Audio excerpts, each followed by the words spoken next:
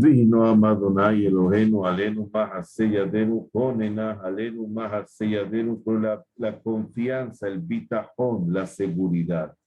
Existe un antiguo error afincado en el subconsciente de muchos con respecto al concepto de bitajón, confianza en Dios.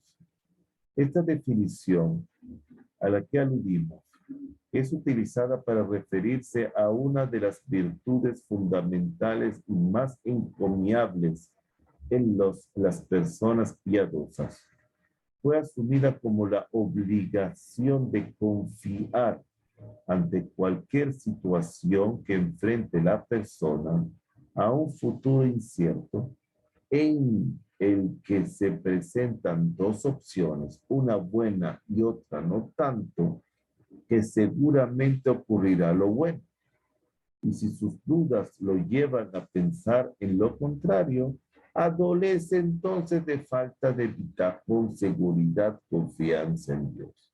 Sin embargo, no es esta la definición correcta del concepto bitajón.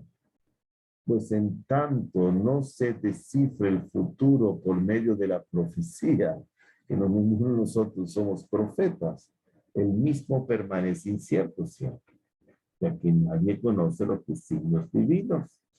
Pero el concepto de bitajón involucra la fe absoluta de que no existe casualidad en el mundo, sino causalidad.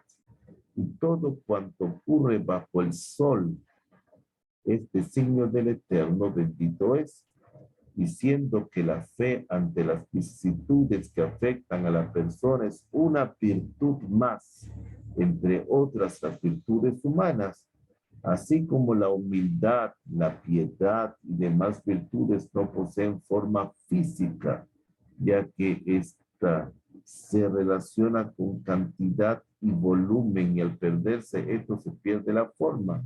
Pues un objeto roto ya no es un objeto, sino trozos de barro. Pero las virtudes humanas se diferencian por sus distintos niveles y cada persona recto posee cierto grado de humildad y piedad, aunque se diferencian los individuos entre sí, existiendo distintos niveles. Lo mismo ocurre con la fe. Existen niveles de superación en la misma. Incluso aquellos considerados de ilimitada fe, Tatme Amaná, se incluye entre los creyentes, pues ellos no reniegan de la existencia de Dios, solo que su fe es débil y la actitud de la fe no los gobierna sino frente a las transgresiones más trascendentes, de las que la mayoría de la comunidad se cuida. En otros, la fe es más férrea y esta actitud es más notoria. Así, los distintos niveles se hallan presentes en todos los estratos de la comunidad de los justos que viven con su fe. Y sin embargo, se diferencian entre sí por las distintas categorías de fe que superan unas a otras. Cuando la persona se enfrenta a una situación que de acuerdo a las leyes naturales le depara un peligro inminente, es normal que tema. Sin embargo, su obstinación no le permite asumir que la causalidad no nos gobierna y que el Eterno no posee obstáculos que le van a impedir ayudarnos y establecer los móviles que alteren dichas situaciones. O sea, aceptar con resignación estas situaciones e imbuirse con la absoluta verdad de que no le afecta en forma casual ninguna vicisitud, sino que absolutamente todo se origina en el Eterno. Bendito es tanto lo bueno como lo mejor. Y las raíces de su fe eliminan los miedos y le otorgan el valor para aceptar la posibilidad de la salvación. No existe ante Dios mayor inclinación por el bien que por el mal.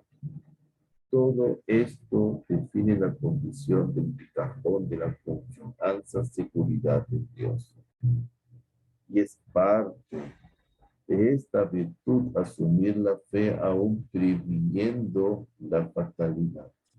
admitiendo que no es la simple eventualidad la que lo afecta, ya que ésta no existe, pues todo se origina en el eterno, bendito es, como lo expresaran Lulianus y Papus.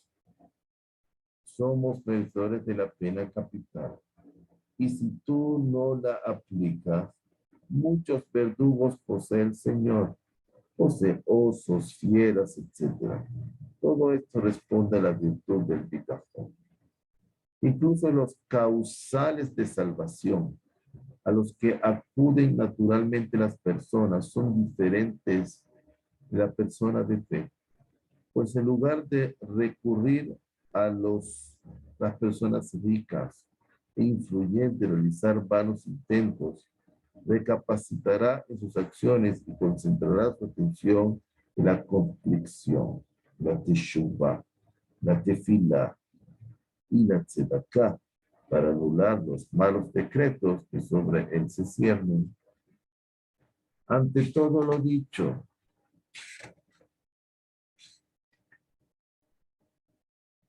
podemos concluir que la fe y el bitachón son una misma cosa, solo que la fe es la percepción generalizada, en tanto que el bitachón es la percepción que posee la persona de fe de sí misma. La fe representaría el concepto, en tanto que el bitachón representa la acción. Es fácil considerarse botea, que confío en Dios. En tanto no se aplica, ¿verdad? En tanto no se aplica la finalidad del bitachón. Pero es sumamente difícil asumir el bitachón cuando éste debe cumplir su objetivo real.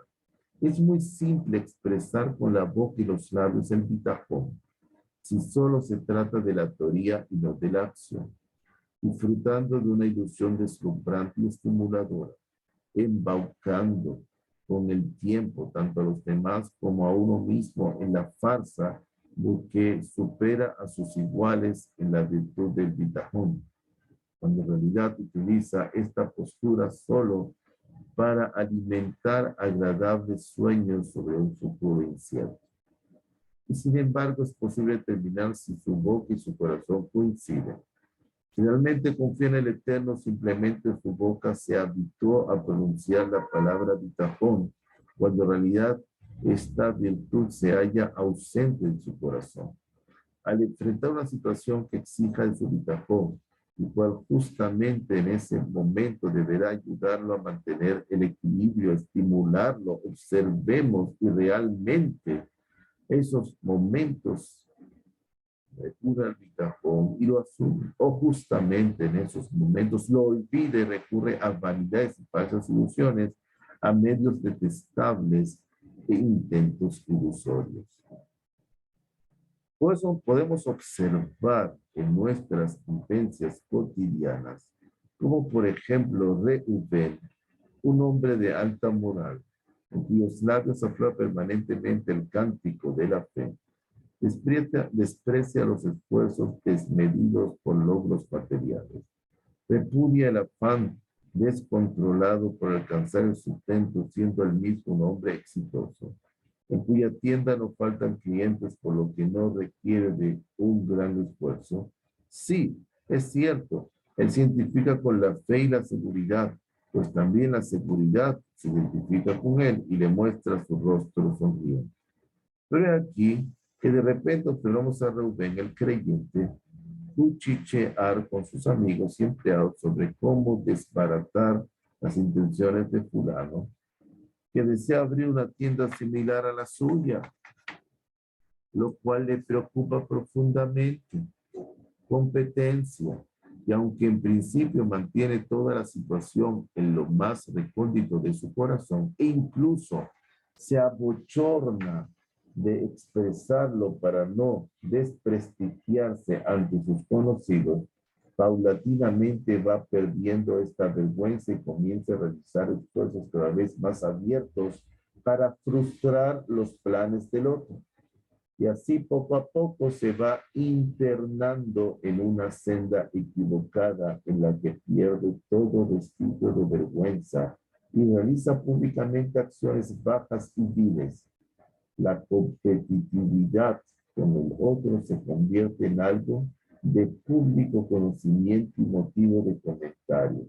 Ya no conoce barreras y fragua todo tipo de argumentos vanos a fin de justificar su accionar. Más aún, se las ingenia para concebir innovadas interpretaciones que expliquen que toda su pugna obedece a una actitud moral en nombre de los cielos, todo lo cual su propia imaginación lo lleva a asumir como cierto y conduce a otros de estrecha comprensión y amantes de la discordia que por lo general se agrupan a su alrededor, tendencieros y chismosos a los que el Satán reúne y reconcilia para crear un edificio de riña y chismes, maledicencia y mentira, odio gratuito que permanece por años y años.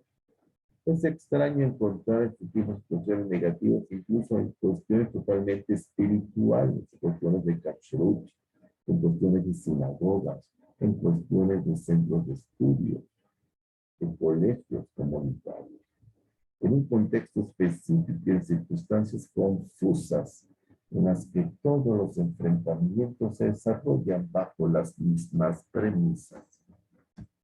La recompensa que podemos esperar de expresar todo esto por escrito es que al hacerlo, estas situaciones nos golpean de frente para hacernos reconocer la vileza del falso bitajón. Que aunque la ausencia de bitajón es una falencia del espíritu elevado hasta el punto de que se podría afirmar que no tiene parte el incrédulo en la esencia del judaísmo, sin embargo, existe un trastorno más grave aún, el falso bitajón, diciendo que el falso bitajón es una suerte de ausencia absoluta del mismo. No supera el falso creyente al incrédulo en ningún aspecto. Por el contrario, un gran trastorno y una gran desintegración se derivan del falso bitajón, cosa que el incrédulo no padece, pues el incrédulo solo carece de bitajón. Pero el falso creyente no solo carece de bitajón, sino que se haya comprometido con su falsedad y lucha por ideales religiosos falsos. El incrédulo no formará discípulos, ¿verdad?, que van a sostener su incredulidad, en tanto que el falso creyente va a transmitir su ilegítima actitud y va a tener discípulos. El incrédulo no provocará una situación de Hilul Hashem, profanación del nombre divino.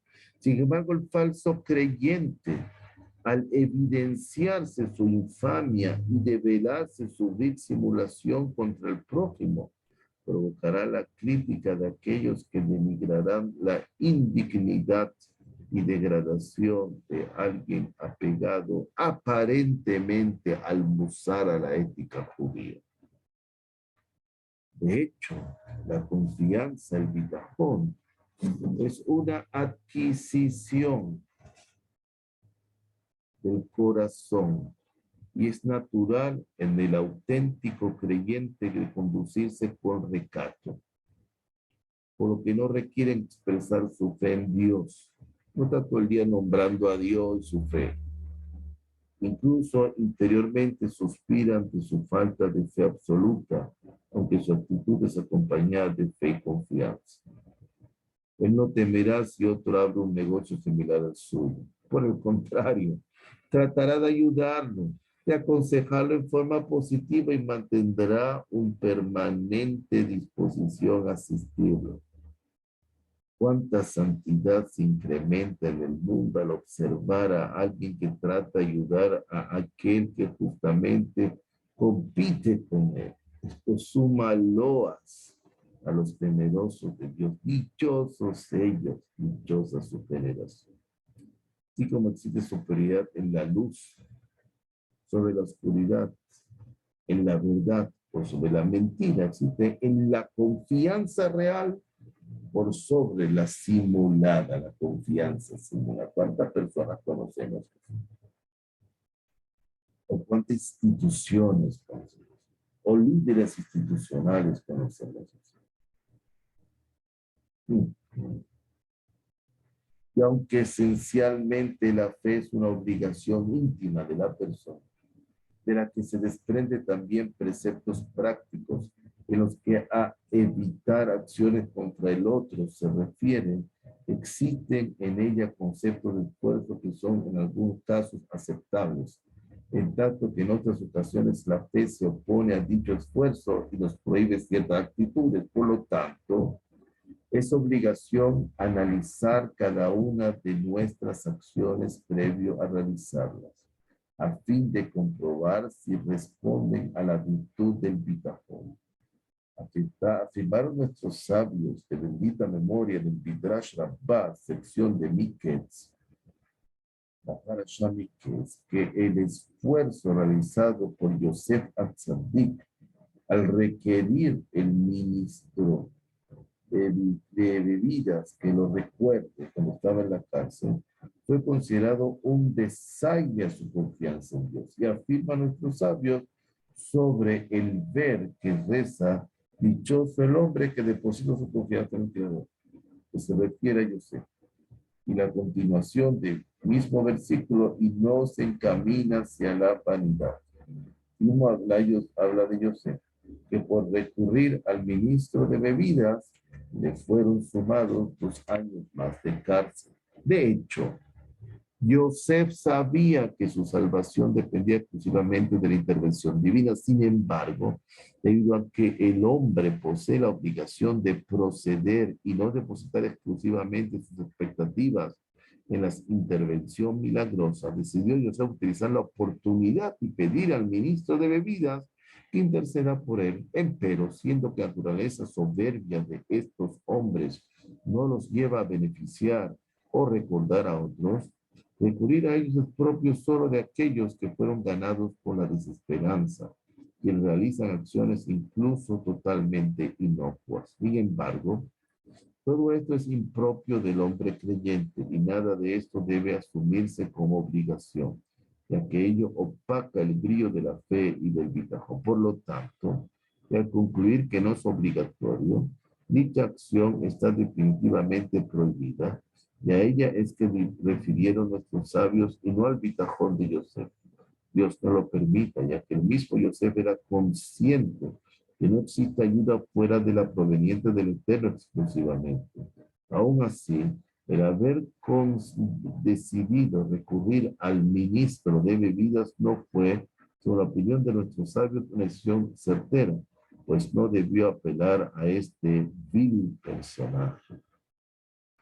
Se halla implícito a sí mismo en el bitajón que aquel que lo profesa se imbuye de un espíritu sagrado, una fuerza que le anuncia la ayuda de Dios eterno, como lo afirma el rey David de bendita memoria. Si me rodearan las huestes, no temerá mi corazón. Si se cierne sobre mí la guerra, tampoco. Todo esto variará según el nivel de confianza alcanzado por la persona y la santidad que adquiere la persona. Baruch Hashem Leolam. Amén.